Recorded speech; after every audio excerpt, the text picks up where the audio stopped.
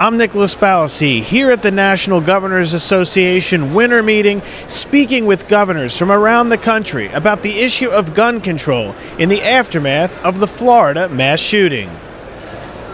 What do you make of the president's proposal to have teachers being able to carry in the classroom? Is that something you think should be put into place?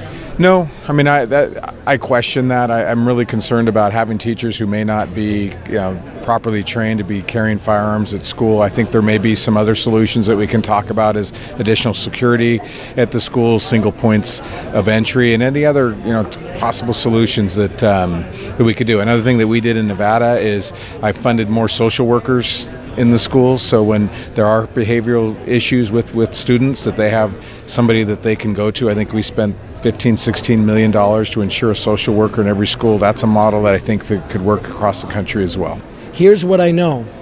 Right now, the reason it is easy to kill people in a school is because it is a gun-free zone and is known to be a gun-free zone, and anyone who brings a gun into that zone knows they have some period of time, might be seconds, but more likely minutes, before anybody will encounter them to stop them in any way, shape, or form. That's a reality that we need to be honest about. It's not just the idea of having a person with a gun in a school that could be a counterpoint. Because if every student or every person knows who has the gun, and when they come to school, and where they sit, and when they make their rounds, there's really no advantage, because a person like that could be avoided. If a person intended to do harm, if a person wanted to do something evil. These children that are doing this are not insane. Are they doing things that could be psychiatrically identified in some way? Very possibly. I'll leave that to experts. But they're calculated and intentional. Evil often is.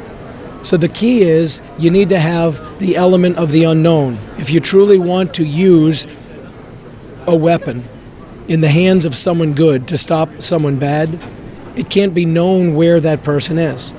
This person should be highly trained if a person were to do such a thing, far and above what a concealed carry person would have. They should be highly trained, highly capable, not just in terms of their physical training, but they should go through a very thorough psychiatric battery. The idea that it should be a separate person from the administration, probably not a good idea, again, because that person's easily identified. But if it's unknown who it is or how many people it is, and whether it's the gym coach or whether it's the third grade arts teacher, the reality is it's the element of the unknown that would make it effective. Does that mean we should do it? Not necessarily. But I'm not convinced we shouldn't do it. And I think if we truly want to secure our young people, and we should be open to any and all possibilities of making that possible. What do you think of that proposal? Is it a good idea? Well, I'm not sure. When I ran for mayor of Denver in 2003, and I surprised everyone got elected, I made the promise that if I got elected, I'd visit every public school in my first 4 years. Nobody told me there were 161 public schools. So I spent 2 hours with every school, so somewhere north of 500 hours in all the public schools in Denver. I probably talked to 1,000 teachers.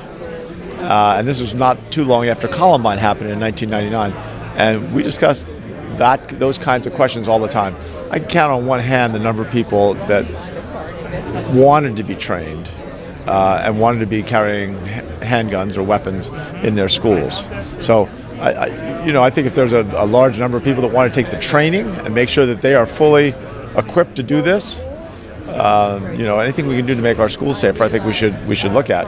But I don't think most teachers are going to want anything to do with that. I do not. The answer to this is not more guns, it's less guns. We work extensively. That's the other thing. Keeping schools safe is a whole of government approach.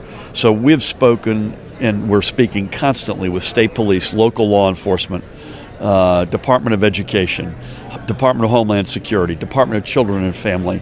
It's a whole of government approach. And part of the answer that you're seeing in lots of communities, and we're certainly seeing it in New Jersey, is a more frequent, visible presence by law enforcement, whether it's local or state police. Those are professionals. Those are folks who are trained. Teachers have been trained to teach. So I do not agree with the president on that at all. Reporting in Washington, I'm Nicholas Ballasy.